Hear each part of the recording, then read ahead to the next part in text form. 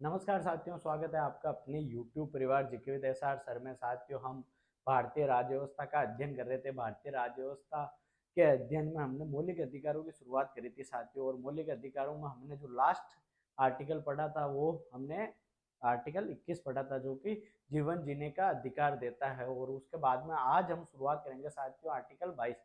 उससे पहले मुझे बहुत खुशी हो रही है साथियों कि कल मेरे जन्मदिन के उपलक्ष्य पर आप लोगों के बहुत सारे मैसेज, कॉल, और आपने जो मेरे को बधाइयाँ दी है इंस्टाग्राम के माध्यम से, व्हाट्सएप के माध्यम से, फेसबुक के माध्यम से, उसके उसके लिए मैं आपका हृदय की गहराइयों से आभार व्यक्त करता हूँ साथियों। और अब आज हम जानेंगे आर्टिकल 22 के बारे में साथियों। आपका प्यार और सहयोग और स्नेह जीवन में ऐसा ही बने रहे मेरे लिए, ताकि हम निरंतर हम साथ मिलकर आगे बढ़ते रहे और बाकी चीज़ों को हम आगे समझते चलेंगे साथियों कि भाई हमारा जो साथ है और हम आपस में मिलके हमने जो ये नई एक शिक्षा के प्रति एक क्रांति की शुरुआत करी है कि आपको ऑफलाइन जैसी क्लासें मिलती है, ऑफलाइन जैसे कि जैसे हमने ऑनलाइन बैच उपलब्ध करवाने की जो कवायद शुरू करी है साथियों, उसमें हमने पहले देखो रीजनिंग आपकी ऑलमोस्ट कंप्लीट हो चुकी है साथियों। पैरेलल राजस्थान ज्योग्राफी चल रही है और ये इंडियन पॉलिटी चल रही है। उसके बाद में हम कोशिश करेंगे साथियों के आर्ट एंड कल्चर जो राजस्थान की है वो भी शुरू करवा दें।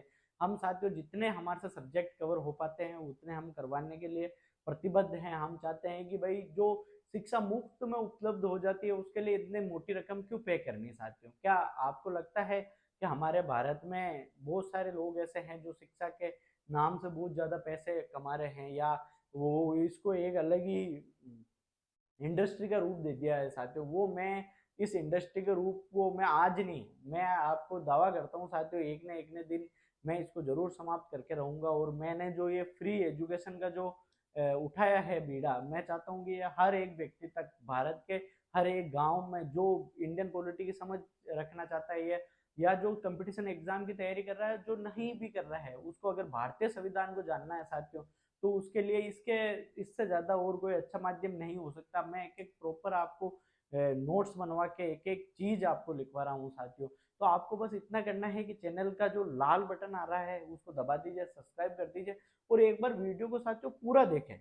मेरा बस आपसे एक मात्र निवेदन है कि एक बार आप पूरा समझे कि भाई आखिरकार मैं समझाना क्या चाह रहा हूँ, उसको आप देखें और आर्टिकल, और उसके बाद में आप कोई दूसरा आपको जो लगता है कि वो सर उन्होंने आर्टिकल 22 पढ़ा है, उन दोनों को एक बार कंपेयर करके देख लेना साथियों आप। उसके बाद में अगर आपको नहीं लगे कि हाँ सर, तो मैं उसी दिन अपना चैनल बंद कर दूंगा। आप कमेंट बॉक्स में कमेंट करके बता देना कि सर आप इस जगह ये गलत है, या वो आप उनसे अच्छा नहीं कर रहे हो। मैं ऐसा नहीं कहता कि मेरे से अच्छे नहीं, बहुत अच्छे अच्छे लोग हैं जो पढ़ा रहे हैं साथियों, लेकिन मैं जो फ्री की बात करता हूँ कि भाई मैं किसी से 1 रुपया चार्ज नहीं लूंगा, आने वाले टाइम पे भी नहीं लूंगा और अभी भी नहीं लूंगा।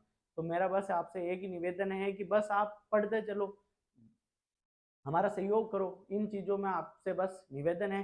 तो हम साथियों आर्टिकल पढ़ रहे थे, आर्टिकल 22 पढ़ेंगे आज की क्लास में। क्या पढ़ेंगे साथियों? आर्टिकल 22। आर्टिकल 22 क्या है साथियों? जब हम आर्टिकल 21 पढ़ रहे थे तो हम पहले क्या करेंगे साथियों, आर्टिकल 21 के माध्यम से कि भाई आर्टिकल 22 कैसे जुड़ा हुआ है साथियों। आर्टिकल 21 क्या करता है? क्या आर्टिकल हमें जीवन जीने का अधिकार देता है। क्या देता है? जीवन जीने का अधिकार, जीने का अधिकार। अब देखो, अब जीवन जीने का अधिकार तो कौन दे रहा है? आर्टिकल। अब देखो साथियों, और किसके माध्यम से आपको भाई आपके जीवन जीने का अधिकार छीना जा सकता है, आपकी स्वतंत्रता छीनी जा सकती है?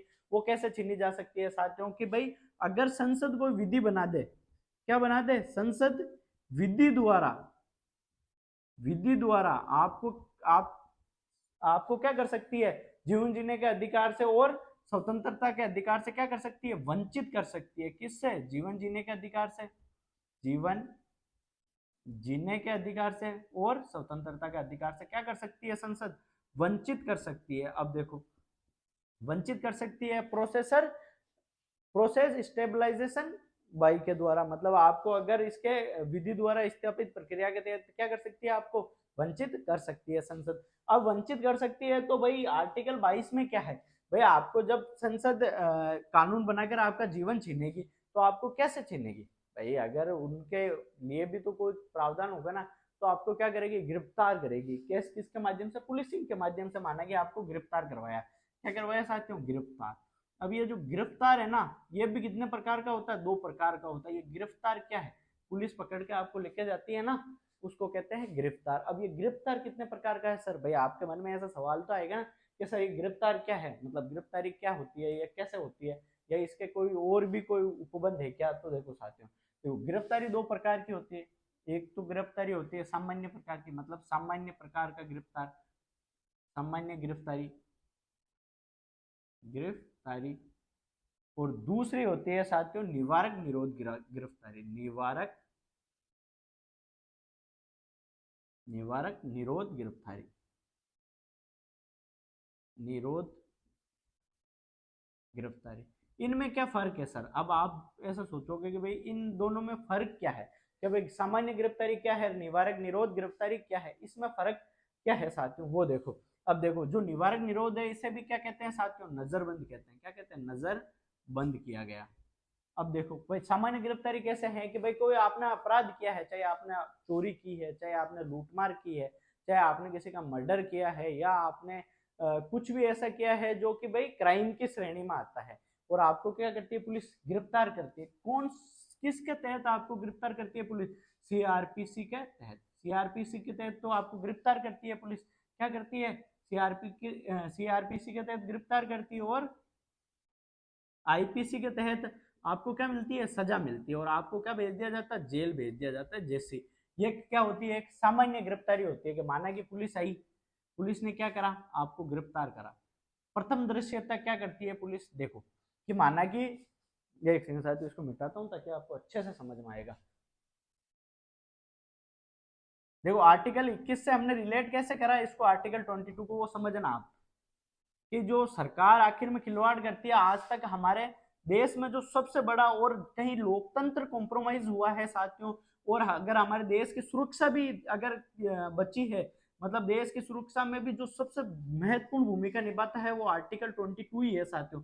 पूरी दुनिया में मतलब अगर बहुत बार सुप्रीम कोर्ट में साथियों अपीलें दायर की जाती है कि भाई आर्टिकल 22 को हटा दो, ये इसके माध्यम से व्यक्तियों के बहुत मतलब जीवन जीने का अधिकार छीना जा रहा है, या किसी भी माध्यम से, या बहुत सारी चीजें हो रही है साथियों। तो अब देखो इसमें एक बार इसको मिटा के अच्छे से समझाते हैं आपको। आर्टिकल 22 देखो समझना बहुत ज्यादा जरूरी है साथियों, लिखा हुआ तो मार्केट में बहुत मैटर पड़ा हुआ है, आप खुद ही समझ लोगे। अब देखो गिरफ्तारी कितने प्रकार की होती है ये मैंने आपको बता दिया। गिरफ्तारी 2 प्रकार की होती है, एक तो सामान्य, देखो एक तो होती है सामान्य गिरफ्तारी, और एक होती है निवारक निरोध के तहत गिरफ्तारी, निरोध। अब देखो सामान्य गिरफ्तारी में क्या होता है कि भाई आपको किसके तहत गिरफ्तार किया जाता है, तो आपको सीआरपीसी के तहत गिरफ्तार किया जाता है, क्रिमिनल प्रोसीजर कोड के तहत। और आपको सजा को कौन सी उसके माध्यम से दी जाती है, नियम के माध्यम से, आईपीसी के माध्यम से। आईपीसी क्या, इंडियन पिनल कोड, इसके माध्यम से आपको क्या मिलती है, सजा देता है कौन, जज साहब आपको सजा देते हैं, मतलब मजिस्ट्रेट आपको सजा देते हैं, मजिस्ट्रेट आपको सजा दे दी मजिस्ट्रेट ने, और आपको क्या भेज दिया, जेल भेज दिया। ये हो गया एक सामान्य प्रोसीजर। अब देखो पुलिस आपको गिरफ्तार करती है, तो पुलिस को क्या लगता है साथियों, प्रथम दृश्यता कि कोई व्यक्ति है जिसने क्या करा है, अपराध करा है। माना कि किसी भी व्यक्ति ने कोई अपराध करा है, ये कोई व्यक्ति है, यह क्या है, अपराधी। अगर हम मानते हैं ये अपराधी है, ये अपराधी नहीं है, अभी प्रथम दृश्यता ये क्या है, आरोपी है। क्या है, आरोपी, ये आरोपी है, ये इसको पुलिस ने पकड़ा, और पुलिस ने भाई ये जहां भी मिला ये उसको वहां से पकड़ा पुलिस ने, और उसके बाद में इसको उठा के कहाँ ले गई, थाने में। और थाने में जो रखती है वहां पे क्या होती है, जेल होती है। अब आप बोलोगे सर थाने में कहाँ, थाने में भी जेल होती है क्या, हाँ थाने में जेल होती है, जिसे न्यायिक हिरासत कहते हैं। हर एक थाने में होते हैं जो इसको पहले सबसे पहले कहाँ लेके जाते हैं, न्यायिक हिरासत में, न्यायिक हिरासत में।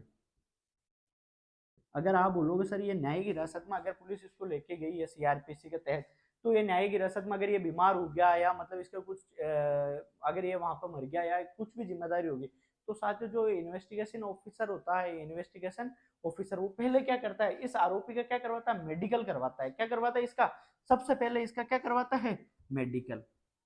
अब जब इसके मेडिकल हो गया और अगर ये बीमार है तो आप कहोगे सर ये बीमार निकल गया तो फिर इसको छोड़ देंगे क्या? नहीं, इसको छोड़ा नहीं जाता है। हर एक हॉस्पिटल में क्या होता है, एक कैदी वार्ड होता है, तो कैदी वार्ड के अंदर इसका ट्रीटमेंट होता है पहले, उसके बाद में इसको ले जाया जाता है न्यायिक हिरासत में। अब आपको न्यायिक हिरासत में तो ले गए, उसके बाद में इसको पूछा जाता है भाई क्या करा तूने, कहाँ पर क्या लिखा। ये देखो साथियों, सबसे पहले व्यक्ति है ना भाई, जिस आरोपी को है ना, इस आरोपी की दो बातें मान्य नहीं होती। ये खुद के खिलाफ ना तो गवाही दे सकता है, ना खुद के खिलाफ इसकी। देखो, अगर मैंने अपराध करा है, मैं कबूलता हूं कि मैंने अपराध करा, तो भी मान्य नहीं है। मैं नहीं कबूलता हूं, मैं ये कहता हूं मैं आरोपी नहीं हूं, फिर भी मेरी ये बात मान्य नहीं होती। मतलब आप खुद के खिलाफ गवाही देने के लिए बाध्य नहीं हो, मतलब आपकी कोई भी बात मानी नहीं जाएगी। अब ये आरोपी, इसको पुलिस ने पकड़ लिया, तो अब इसको कहाँ लेके जाएगी पुलिस? देखो, मेडिकल करवाने के बाद में इसको लेके जाएगी पुलिस 24 घंटे के भीतर। कब? 24 घंटे के अंदर अंदर इसको कहाँ पेश करना होता है? न्यायिक मजिस्ट्रेट के सामने। किसके सामने? न्यायिक मजिस्ट्रेट के सामने।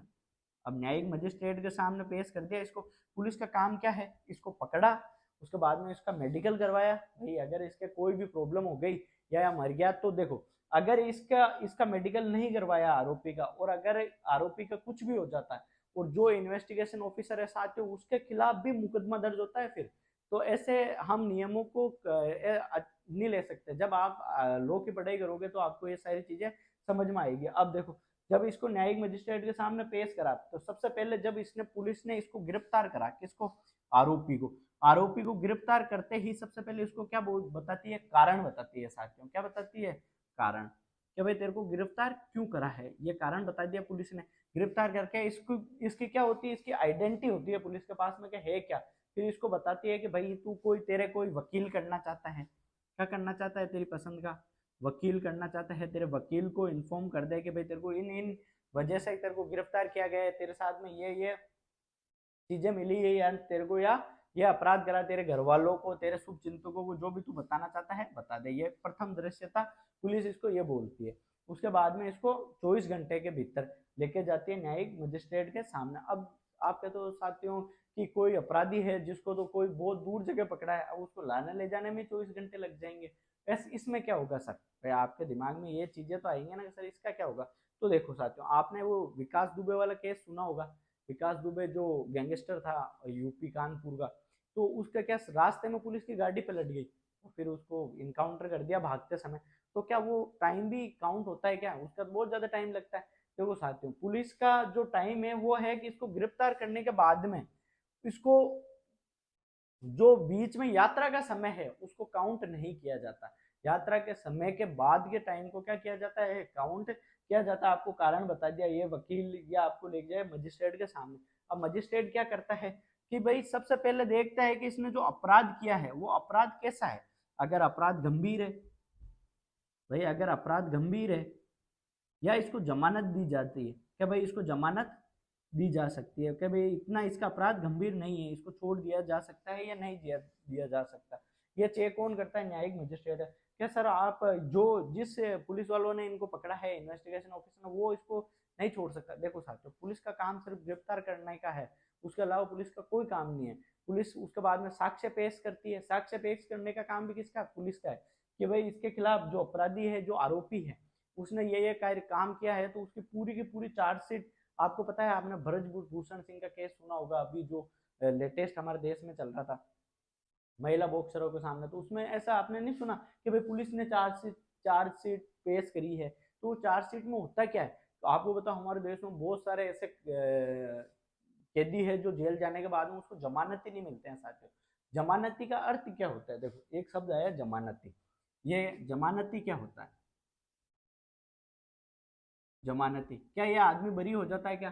क्या सबसे पहले हमारे देश में हमने आर्टिकल 21 पढ़ा साथियों, तो उसमें हमने पढ़ा था कि भाई अगर आपको तुरंत न्याय नहीं मिले तो आपको क्या मिल जाती है? जमानत मिल जाती है। कि भाई आपको न्याय मिलने में देरी हो रही है, तो आपका क्या मूल अधिकार है, आपको त्वरित प्रकार से न्याय मिले, तो उसके तहत आपको पता है हमारे देश में बहुत लोगों की जमानतें होती रहती है। तो अब देखो, ये जमानती कौन होता है?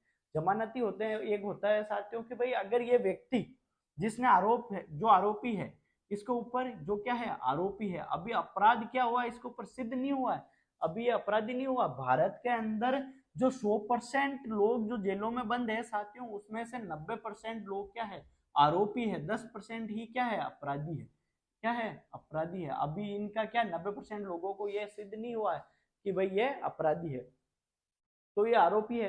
तो न्यायिक मजिस्ट्रेट क्या करता है कि भाई अगर इसको लगता है ये इसने हीनियस क्राइम नहीं किया या जंग को गंभीर अपराध नहीं करा है, तो इसको क्या करती है जो मजिस्ट्रेट है वो जमानत पर छोड़ देती है। अब जमानत पे कैसे छोड़ती है भाई, इसका भी तो कोई प्रोसेस होता होगा ना।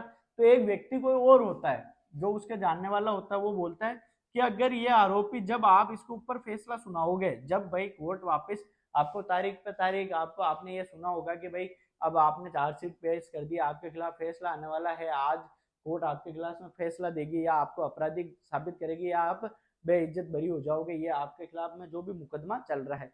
तो क्या होती है कि एक कोई भी व्यक्ति होता है, इसका कोई जान पहचान का होता है कोई भी, वो क्या देता है, इसकी जमानत देता है, लिख के ऐसा देता है कि अगर जिस समय ये व्यक्ति, क्या आपको लगता है इसको छोड़ने के बाद में ये अपराधी वापस उपस्थित होगा साथियों, या होगा? कारण क्या है कि जब ये व्यक्ति, इसको जमानत मिल रही है, तो दूसरा व्यक्ति ये जमानत देता है कि अगर ये व्यक्ति उपस्थित नहीं होता जब इसका मुकदमा चल रहा है, तो इसकी जगह मेरे को आप उठा लेना। तो इस वजह से आपको जमानत मिलती है। अब देखो कि हमारे भारत में ऐसे भी बहुत सारे लोग हैं साथियों जिसकी जमानत तो हो जाए, वो जेल से बाहर आ जाए, लेकिन उनके कोई जमानत ही नहीं मिलता है, क्योंकि उनको समाज में लोग देखना नहीं चाहते हैं, क्योंकि उन्होंने कार्य ही ऐसा करा है।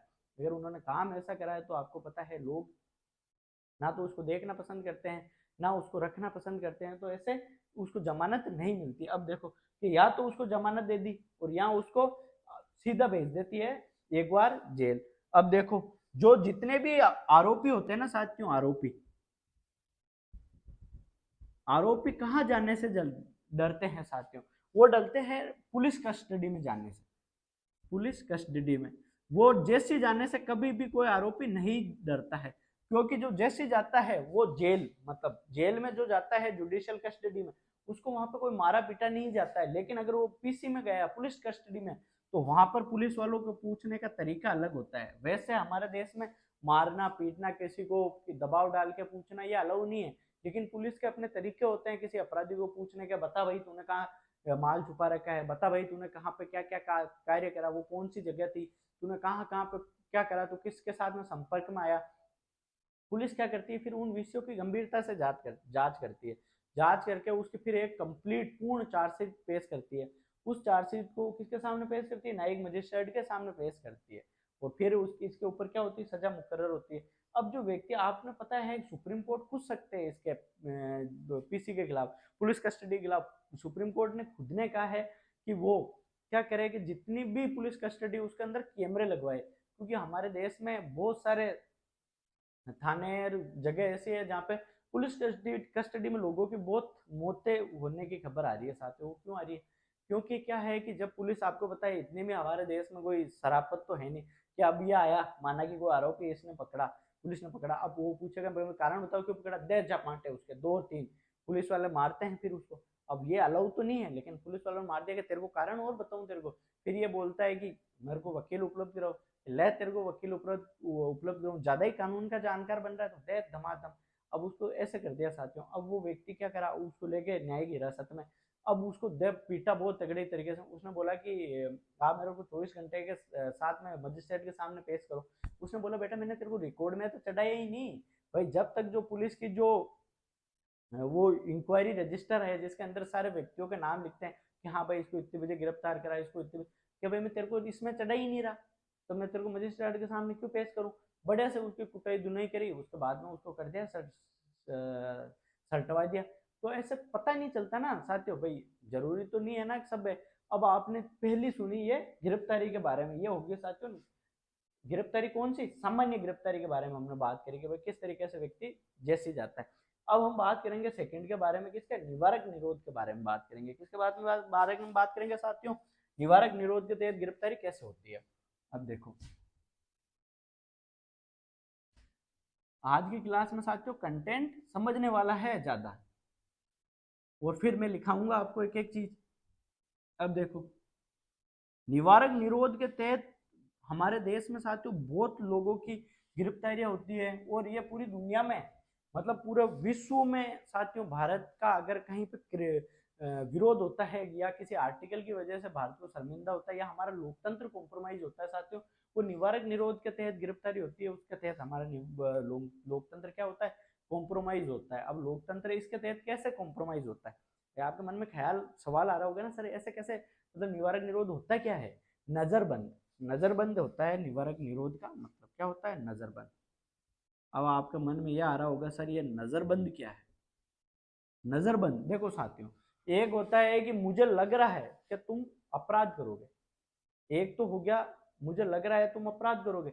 एक पहले हमने सामान्य गिरफ्तारी पढ़ी, उसमें क्या था कि तुमने आरोपी गिरफ्तार कैसे करा कि उसने अपराध कर लिया है, फिर वो मौके पे जो मिला उसको अपराधी घोषित कर दिया हमने, या उसको पकड़ लिया या हमें कोई सबूत मिले उसके माध्यम मिले। अब इसमें क्या सिस्टम है साथियों, इसमें आपने अपराध करा ही नहीं, भैया आपने कुछ भी नहीं करा, आप कहीं भी जा रहे थे और पुलिस वालों को लगा।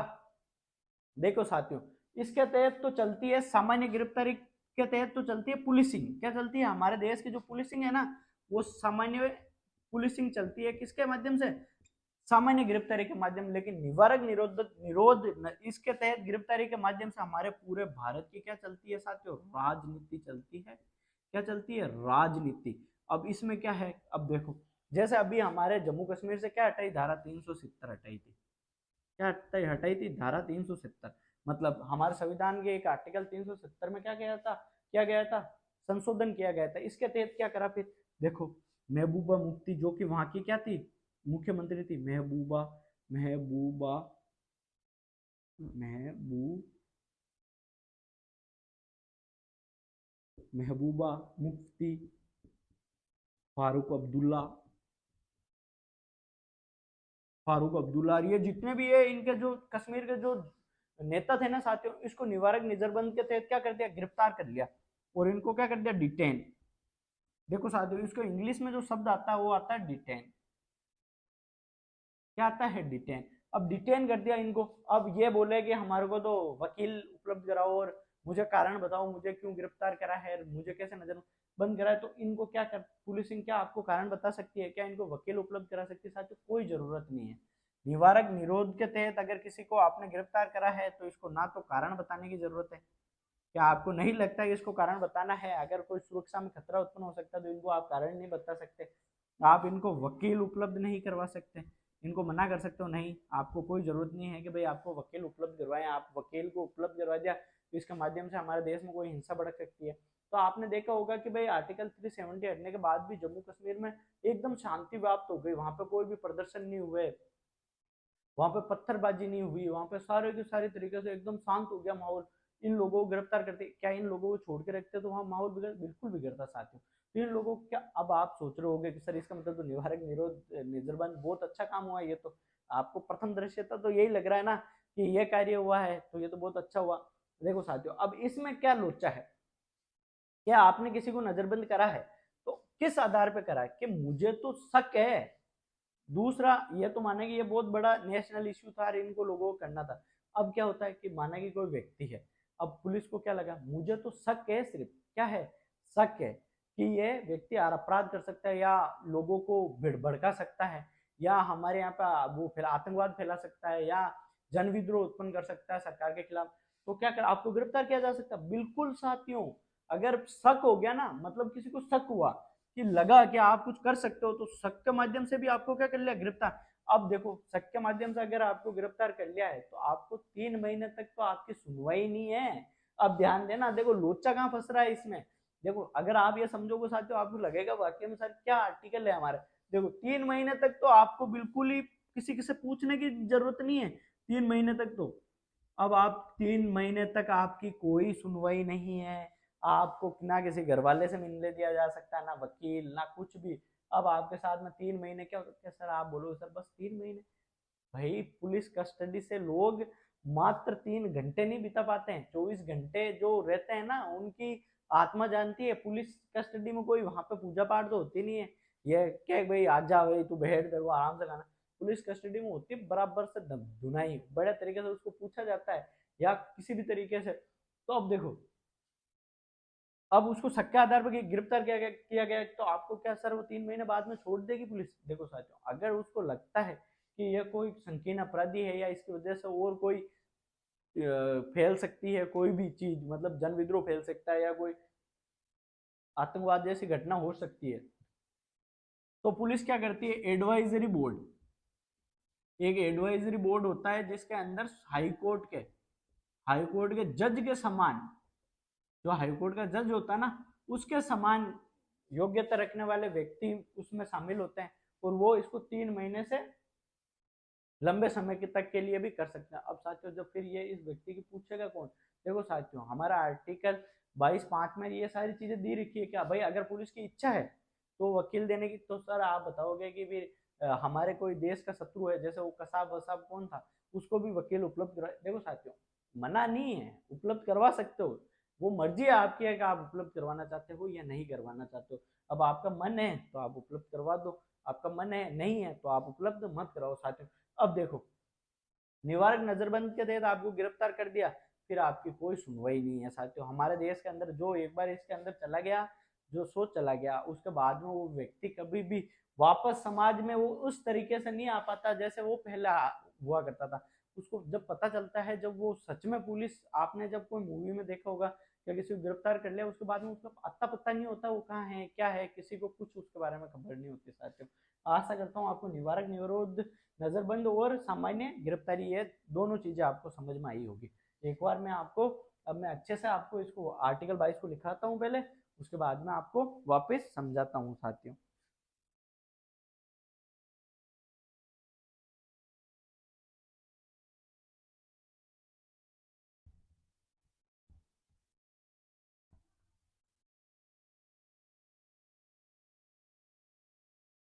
आर्टिकल 22 साथियों अगर आपने समझ लिया तो आप पुलिसिंग समझ जाओगे कि भाई गिरफ्तारी होती है तो उसके बाद में पुलिस करती क्या क्या है गिरफ्तारी के बाद में, ये सारी चीजें आपको इसमें आर्टिकल 22 में समझ में आ जाएगी।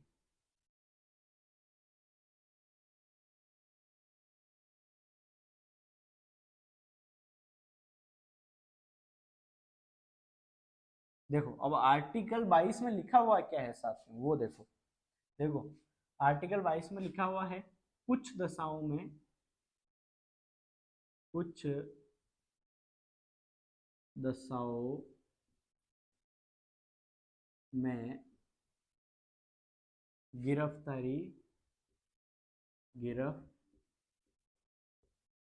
गिरफ्तारी व निवारक, निवारक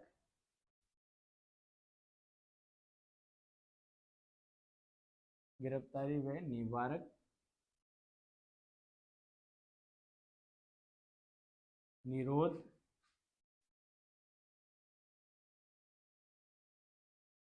निरोध गिरफ्तारी, गिरफ्तारी से संरक्षण, से संरक्षण। आर्टिकल 22 में कितने खंड होंगे साथियों, तो आर्टिकल 22 में 7 खंड है। कितने खंड है, देखो इस अनुच्छेद में, इस अनुच्छेद में 7 खंड है। कितने खंड है, 7 खंड है साथियों। अब देखो आर्टिकल 22(1) में क्या है, आर्टिकल 22(1), उससे पहले एक बार लिख दो कि गिरफ्तारी कितने प्रकार की होती है। देखो गिरफ्तारी, गिरफ्तारी 2 प्रकार की होती है, 2 प्रकार की होती है। पहली कौन सी है, सामान्य गिरफ्तारी, सामान्य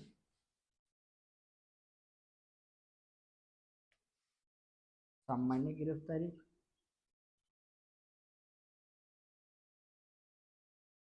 और दूसरी की जाती है निवारक निरोध के तहत गिरफ्तारी, निवारक निरोध, निवारक निरोध के तहत की जाने वाली गिरफ्तारी, ये होती है 2 प्रकार की गिरफ्तारियां साथियों। एक बार इसको लिखो, इसके बाद हम आर्टिकल 22(1) पढ़ते हैं।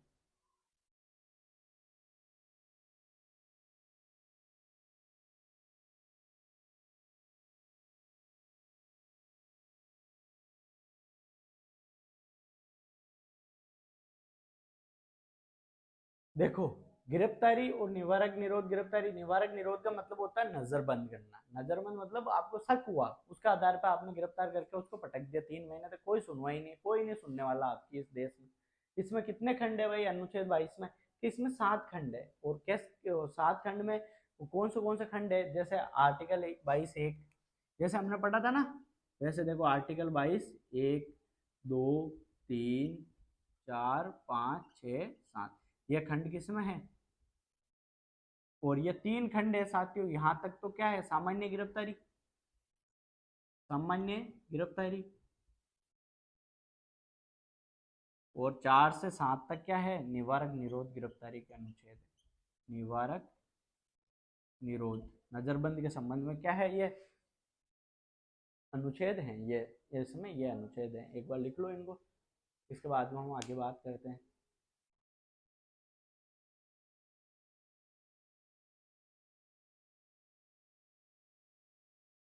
इसमें ज्यादा साथियों देखो, सारी चीजें समझने की है, आपको बस ऐसे घड़ी बाई घड़ी आपको याद रखना है, ज्यादा आपको दिमाग लगाना ही नहीं है इन चीजों में। अगर आप सोचोगे कि हम ज्यादा ऐसे दिमाग लगाएंगे सर ऐसा क्या होगा, अरे देखो साथियों, गिरफ्तार में 2 प्रकार से लोग गिरफ्तार होते हैं। एक तो सामान्य प्रकार से, एक तो सीआरपीसी के तहत गिरफ्तार किया जाता है व्यक्ति को, और उसके अंदर उसके बाद में उसकी धारा लगती है, और आईपीसी के तहत उसको क्या होती है? सजा होती है। यह होगी सामान्य गिरफ्तारी। अब निवारक निरोधक नजरबंदी क्या है?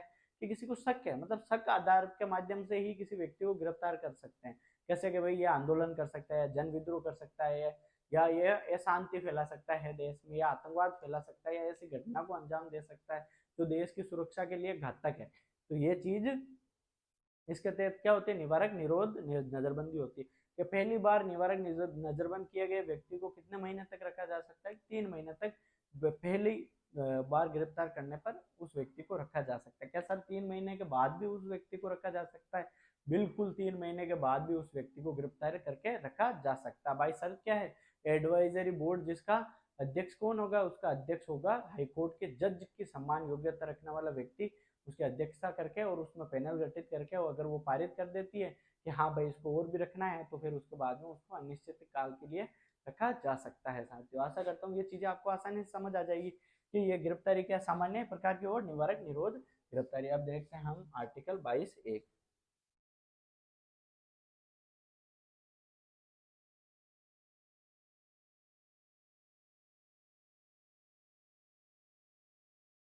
देखो, जो सामान्य व्यक्ति होते हैं जिसको सामान्य प्रकार से गिरफ्तार किया जाता है ना साथियों, उसमें आता है आर्टिकल 22(1). आर्टिकल 22 का सब क्लोज 1। अब इसमें देखो, इसमें क्या है?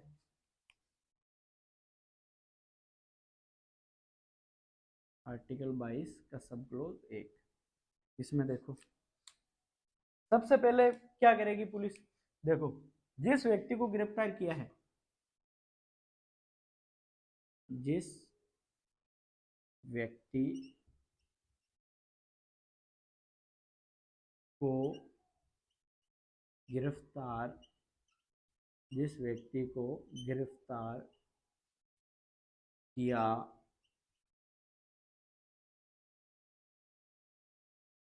गया है, जिस व्यक्ति को गिरफ्तार किया गया है, उसको उसको गिरफ्तारी गिरफ्तारी का गिरफ्तारी का कारण बताना है। सबसे पहले क्या करना है? जिस व्यक्ति को गिरफ्तार किया गया उसको गिरफ्तारी का कारण बताना है। उसको उसको अपने पसंद का अपने पसंद का वकील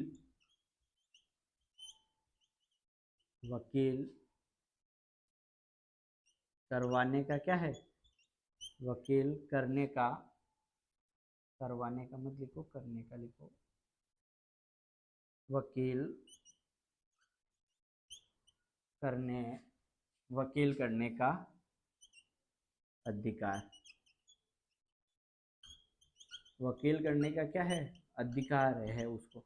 अब देखो इसमें दो चीज है, पहली चीज क्या है, आर्टिकल 22(1) में देखो, एक तो क्या करना है, कारण बताना है पुलिस को कि भाई तेरे को गिरफ्तार क्यों किया गया है, कारण बताना है। दूसरा क्या है, अपनी पसंद का वकील करना है, पसंद का क्या करवाना है, वकील। अब इसके पास में वकील नहीं है तो इसको क्या करनी है, लीगल एड उपलब्ध करवानी है। क्या करवानी है, लीगल एड। लीगल एड मतलब सरकारी वकील उपलब्ध करवाना है। फिर सरकारी वकील इसकी बात सुनेगा। सरकारी वकील सुनता है, सामान्य तो उसका काम नहीं होता, वो तो उसका काम तो यही है, इसीलिए उसको रखा जाता है कि भाई अगर कोई व्यक्ति सक्षम नहीं है अपना वकील करने के लिए तो वो उसको सरकार वकील क्या करती है, उपलब्ध करवाती है। देखो आर्टिकल 22(1) में क्या लिखा हुआ है साथियों, कि जिस व्यक्ति को गिरफ्तार किया गया है उसको गिरफ्तार करते ही उसको क्या बताना है, कारण बताना है कि तेरे को इस वजह से क्या किया गया है, गिरफ्तार किया गया है। अब देखना साथियों, ये लिख लिया आपने, एक बार ये लिखो, इसके बाद में एक और इससे रिलेटेड एक वो समझाता हूँ मैं आपको चीज, ये लिखो जल्दी से।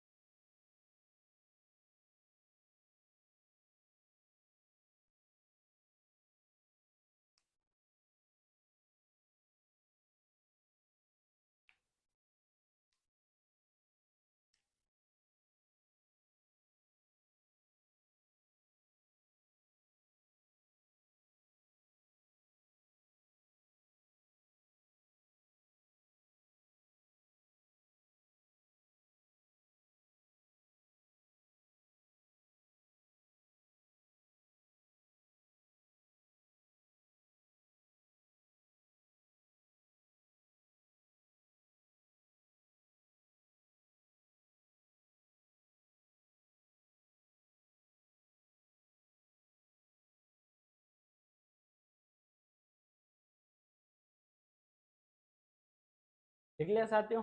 देखो आर्टिकल 22(1) में क्या है, जिस व्यक्ति को गिरफ्तार किया गया है उसको क्या करना है कि अब उसको गिरफ्तारी का कारण बताना है कि भाई तूने ये अपराध किया है, तेरे को इस वजह से गिरफ्तार किया गया है। उसके बाद में क्या करना है, उसको वकील, उसके अपने मनपसंद वकील करने का उसको क्या है, अधिकार है। अब देखो, अब आपने साथियों एक शब्द सुना होगा, अग्रिम जमानत।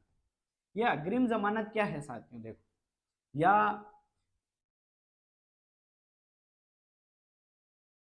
कि भाई अपराधी कैसे होता है, मतलब कोई घर है, देखो एक ये प्रथम घर है, ये किसी का हाउस है, ये हो गया फर्स्ट, और ये हाउस क्या है, सेकंड। House second. अब देखो ये जो प्रथम हाउस है ये मतलब व्यक्ति का स्वयं का है, कोई व्यक्ति है जिसका क्या है, खुद का है, स्वयं का। और यह है व्यक्ति जो किसी किराए पे रहता है, किराए पे रहता है। अब देखो माना कि ये उसका घर है, यहाँ पे किसी को कुछ भी मतलब अफीम मिल गई, इसके घर पे अफीम, अफीम मिल गई, और यहाँ पर भी जहाँ पे ये किराए का व्यक्ति रहता है वहां पे क्या मिल गई, अफीम मिल गई, अफीम। अब देखो अगर इसके घर पे पुलिस गई और उसको अफीम मिल गई तो इस घर का जो मालिक है वो स्वयं क्या हो जाता है, आरोपी हो जाता है। क्या हो जाता है, आरोपी। अब इसको क्या करनी है, करेगी पुलिस, गिरफ्तार करेगी इसके घर पे, जिसके घर पे आरोपी मिली। अब वो अफीम कितनी है, भाई वो थोड़ी है, ज्यादा है, कितनी ज्यादा है कि भाई कोई शराब मिली है तो 20 लीटर है, 50 लीटर है, कितनी ज्यादा है वो जो कि एनडीपीएस एक्ट के तहत आती है। अब देखो, अब ये व्यक्ति, इसको पुलिस ने क्या करा है, जिसको मिली इसको लेके गई किसके सामने, और एक दूसरे पहले इसको भी समझ लो, ये किराए का घर है, तो इसके ऊपर देखो जो अफीम मिली है तो जो किराए पर जो व्यक्ति रह रहा है ये तो आरोपी होगा ही होगा, ये भी आरोपी है, लेकिन इस घर का जो मालिक है वो भी क्या होगा, आरोपी होगा। क्या होगा, मालिक भी क्या होगा, आरोपी होगा, क्योंकि वो स्वयं इसका क्या हो गया, घर का मालिक हो गया। अब देखना चाहते हो, इसके पास में अफीम मिल गई, अब इसको पुलिस कहाँ पे लेके गई, इसको लेके गई न्यायालय के सामने, मतलब कोर्ट में पेश करा इसको, मजिस्ट्रेट के सामने। अब इसको मजिस्ट्रेट इसके साथ में दो चीजें कर सकता है, या तो इसको कहाँ भेज सकता है, जेसी, और या इसको भेज क्या दे सकता है, जमानत। अब जमानत कैसे देगा इसको? अगर जमानत देने का अधिकार क्या है कि भाई अगर इसको पास में बहुत कम मात्रा में अफीम मिली है जितना कि वो सेवन कर सकता है या और किसी माध्यम से, उसका मतलब इतनी है कि उसको जमानत मिल सकती है। और क्या भाई ज्यादा मिल गई तो उसको प्रथम दृष्टया तो उसको 7 साल की सजा हो जाएगी और या उसको 20 साल की एनडीपीएस एक्ट के तहत। अब देखो ये हो गई किसमें, इसमें। अब एक होती है अग्रिम जमानत। एक शब्द आपने सुना होगा साथियों, इसने तो अग्रिम जमानत दे ली। या अग्रिम जमानत क्या होती है? अग्रिम जमानत, अब देखो जैसे मैं व्यक्ति हूँ, मेरे घर पर कोई सामान मिल गया ऑफेंसिव। अब क्या हुआ, पुलिस सबको पूछती फिर रही है भाई सोपाल कहाँ है, सोपाल कहाँ है वो। और मैं क्या करा, मैं सीधा ही हाई कोर्ट के सामने अपना वकील लेके उपस्थित हो गया और कोर्ट के सामने जाके बोल दिया कि साहब पुलिस मेरे को ढूंढ रही है और मेरे घर पे ये सामान मिला है और हाँ मैं ये मेरा था, तो कृपया करके मुझे छोड़ दीजिए।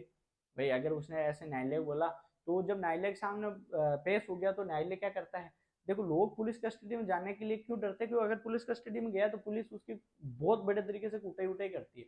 तो पहले ही अग्रिम जमानत के लिए न्यायालय के सामने पेश हो गया अपने वकील को लेकर, तो वो न्यायालय के सामने पेश हुआ तो क्या न्यायालय उसको जमानत दे सकता है?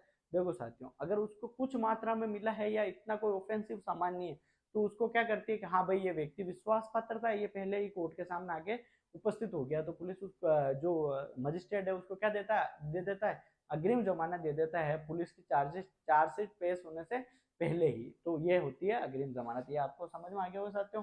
अब हम आर्टिकल 22(2) के बारे में बात करते हैं कि 22(2) में क्या है।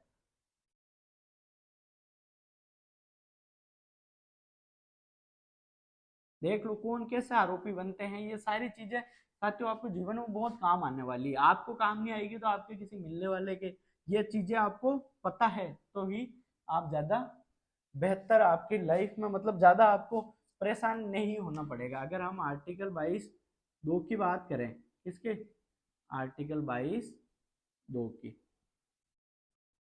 अब आर्टिकल 22(2) में क्या है कि भाई जिस व्यक्ति को गिरफ्तार किया गया है, देखो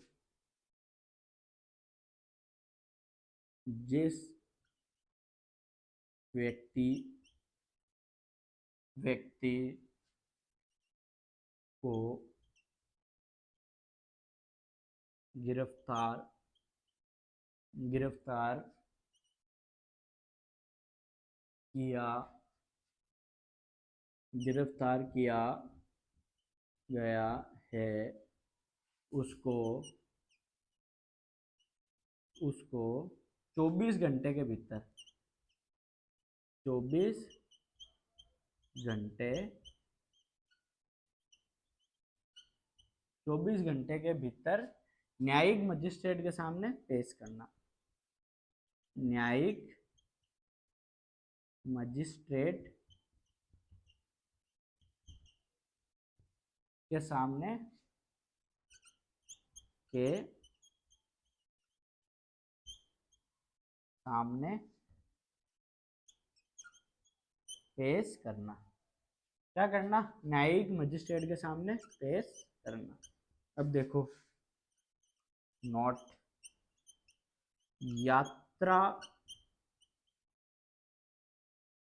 के समय जो समय लगा वह 24 घंटे में 24 घंटे में शामिल 24 घंटे में शामिल नहीं होता है। 24 घंटे में क्या नहीं होता है, शामिल नहीं होता है। मतलब आने जाने में जो लगा समय है वो 24 घंटे में क्या होता है, शामिल नहीं होता। आर्टिकल 22 है भाई, जिस व्यक्ति को गिरफ्तार किया गया है उसको 24 घंटे के भीतर किसके सामने पेश करना होता है, हमारे को न्यायिक मजिस्ट्रेट के सामने पेश करना होता है पुलिस को। यह किस में लिखा हुआ है, आर्टिकल 22 में लिखा हुआ है। लिखो जल्दी से।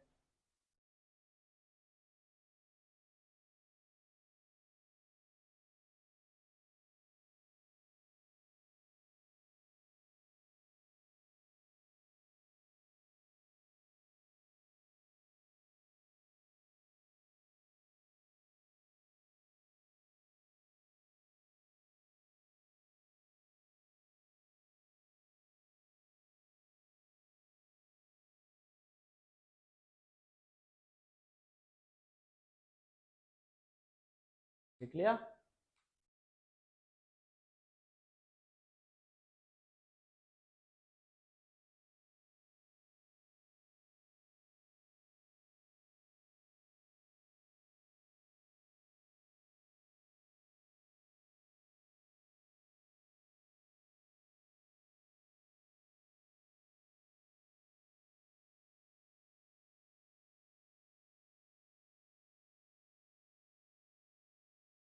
अब देखो ये 24 घंटे का देखो 24 घंटे का समय कि भाई 24 घंटे के सामने न्यायिक मजिस्ट्रेट के सामने पेश करना और उसको आर्टिकल 22(1) में कि भाई उसको अपना पसंद का वकील उपलब्ध करवाना है, उसको कारण बताना, ये किन व्यक्तियों को उपलब्ध नहीं है। अब देखना जो आर्टिकल हम 22(3) पढ़ेंगे ना साथियों, आर्टिकल 22(3) में क्या लिखा हुआ है देखो,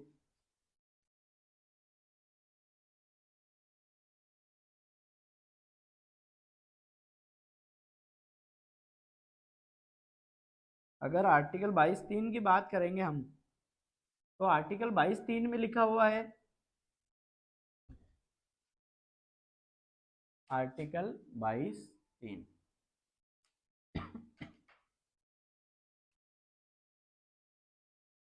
यह इन व्यक्तियों को यह इन व्यक्तियों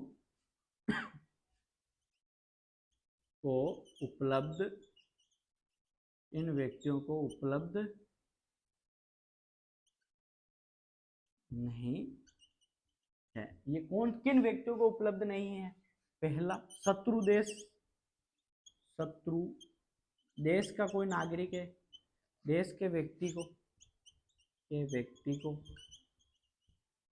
को और दूसरा जिसको निवारक निरोध के तहत गिरफ्तार किया गया है, जिसको निवारक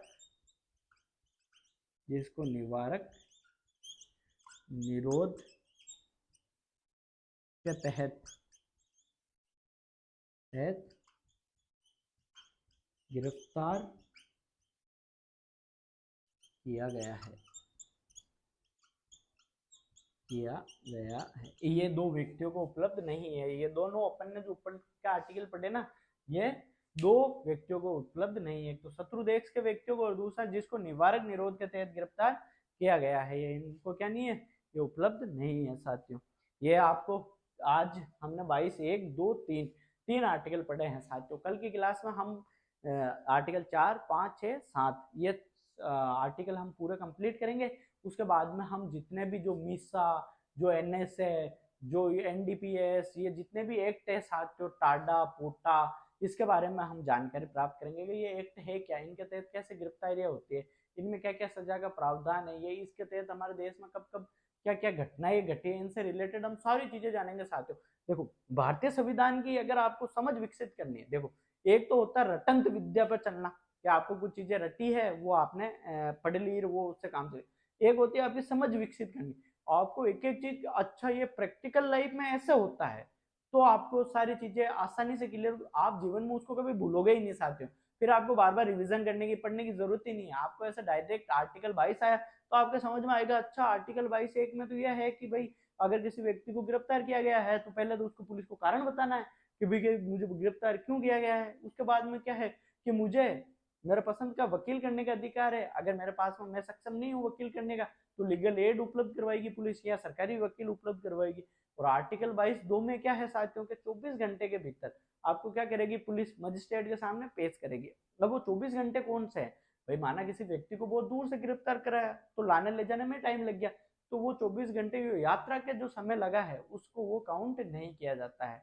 फिर आर्टिकल 22(3) की बात करें हम तो 22(3) में क्या है कि भाई किन किन व्यक्तियों को, ये जो ऊपर आर्टिकल 22(1) और 2 ये दिए गए हैं, किन किन व्यक्तियों को उपलब्ध नहीं है कि भाई एक तो कोई शत्रु देश का व्यक्ति है उसको ये आर्टिकल उपलब्ध नहीं है, और एक जिसको निवारक निरोध के तहत जिस व्यक्ति को गिरफ्तार किया गया है उसको भी ये आर्टिकल उपलब्ध नहीं है साथियों। आशा करता हूँ कि आपको आज की क्लास में बहुत कुछ कंटेंट आपको समझने में मिला होगा। देखो साथियों हम जो पढ़ाते हैं, देखो जब तक आपको सही चीज मिलती है, सही चीज लोगों को, बहुत कम लोगों को पसंद आती है, मुझे भी पता है आपको भी पता है, लेकिन मैं फिर भी आपसे आशा करता हूँ कि आपको ये सारी चीजें समझ में आ रही होगी। अगर आपको समझ में आ रही है तो चैनल को ज्यादा से ज्यादा संख्या में शेयर करें, सब्सक्राइब करें, एक कमेंट करके हमें जरूर बताइए तो हमारा हौसला बुलंद रहे कि नहीं सर आप बहुत अच्छा पढ़ा रहे हो। धन्यवाद साथियों, आपने इतना देखा है उसके लिए। आप बड़ों का सम्मान करें, छोटों को प्यार दें और अपना व्यक्तित्व इस प्रकार से विकसित करें कि महिलाएं आपके साथ में सुरक्षित महसूस करें। साथियों, आप सभी को कृष्ण जन्माष्टमी की बहुत बहुत हार्दिक शुभकामनाएं।